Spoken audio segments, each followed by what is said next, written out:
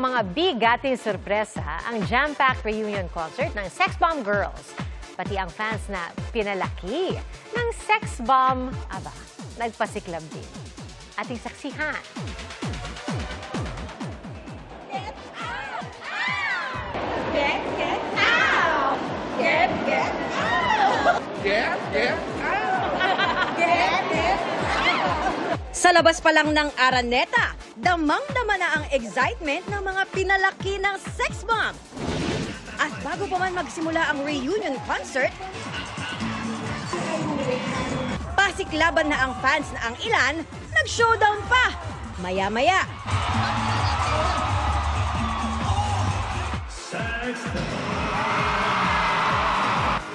Mas lumakas ang hiyawan sa pangmalakasang opening.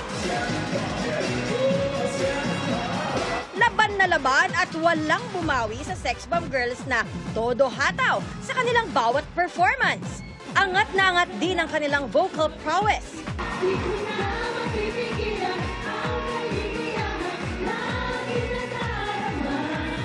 Di rin napigilan ang kaligayahan na nadama ng fans sa mga pasabog na sorpresa.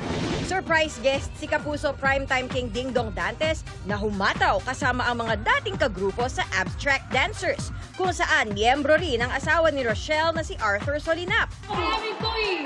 Hayaan nyo ang sex balls. Reunited din ang Sex Balls, ang parody group ng Bubble Gang na binubuo ni na Michael V, Ogie Alcacid, Wendell Ramos at Antonio Aquitania. Game na game pa nga silang nakipag-showdown sa Sex Bomb. All eyes din ang lahat sa tapatan ng EB Babes at Sex Bomb. Nag-perform din ang asawa ni Jopay na si Joshua Zamora, Mark Bautista at Power Impact Dancers. May emotional moment din ng Sex Bomb Girls kasama ang kanilang dating manager na si Joy Cancio. Sa 3 oras na concert, hindi mababa kundi pataas ng pataas ang energy ng crowd. Hanggang sa kanilang finale song na Spaghetti.